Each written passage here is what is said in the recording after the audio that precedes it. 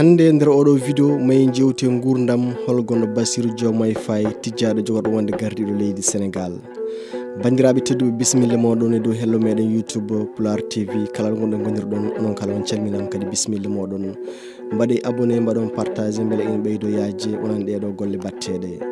Hande hono no mbiɗen to gardini to may jewtu holgono Basiiru Jomaayi Faye taw ko tijjaaɗo jogoɗo ardade leydi Senegal lomto Makki Saal holi kanko olɗo jibina hetti oɗo sa hande mo gonɗen onon kala bisimilla mon.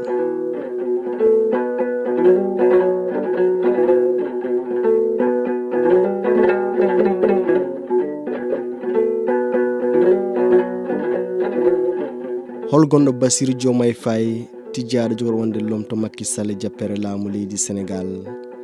Basiiru Jomaayi Faye jibina ko ñande 25 lewru Mbooy hitan ujunere e temedde jeenayi capanɗe jeetati. O jibina ko to wuro 𝐤𝐴𝐻 e nder regiyoŋ Cees. Caggal jaŋde makko leslesre Basiiru Jomaayi Faye heɓi Bakaloriya mum ko hitande ujunaji ɗiɗi woni 2000. Caggal ɗum o jokkoy jaŋde makko to duɗal jaaɓi-haaɗtirde Seek Anta Joop to Dakar lamorgo leydi Senegal. Ko toon heɓi seedantagal makko heɓi ndaare woni maîtrise e fannu sariya. Caggal ɗum o yawti to duɗal gendiwal hono ENA.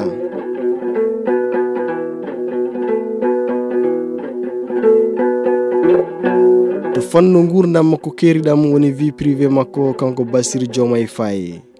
Basiiru Jomaayi Faye jogui ko rewɓe ɗiɗo joom suudu makko gadano wiyete ko Mari Kone Faye.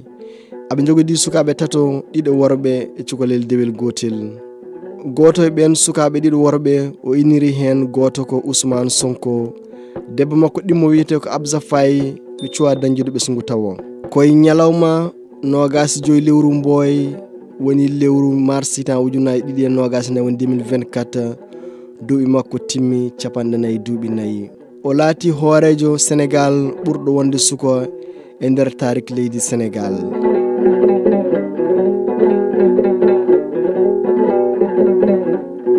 Basiiru Jomaayi Faye kanko woni mbir warade lundo laamu leydi Senegal ndi. Dumbanoɗo e kaso hakke lebbi 11 ɗaccitaɗo tawi lajal woteji ina heddi balɗe 9. wondude Usmaan Sonko on mbo lomti darde mum e ɗin sumgoji gardigu leydi Senegal.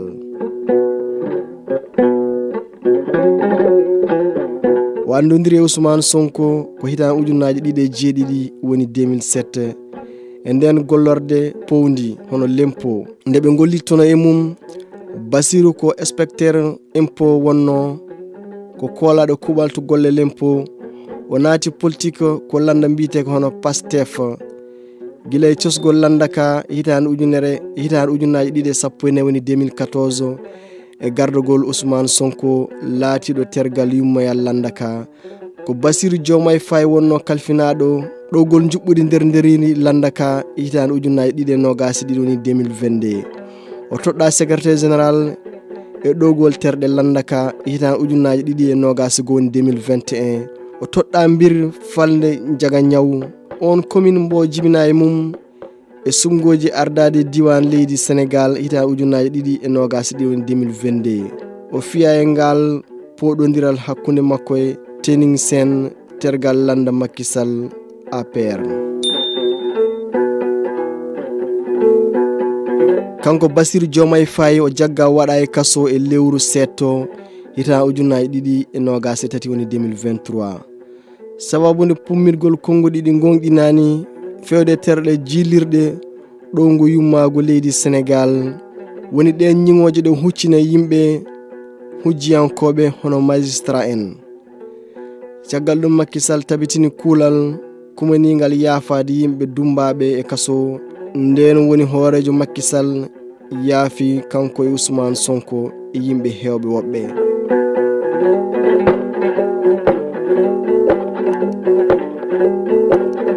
Basiiru Jomaayi Faye jogori joɗade e jappeere mum hesere woni gardigu leydi Senegal ko ñande ɗiɗi setto hitan ujunaji ɗiɗi e nogas e nayyi 2024.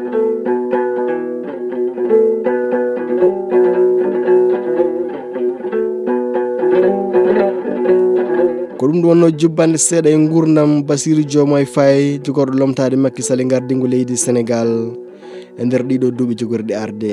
onon kala on jarama on ɗaɓɓa kadi ne mbatton abonné mbaɗon partagé hono Pulaar TV kuɗol Aguibou Sow e konngol Mamadou Sow lollirɗo kamale onon kala on jarama.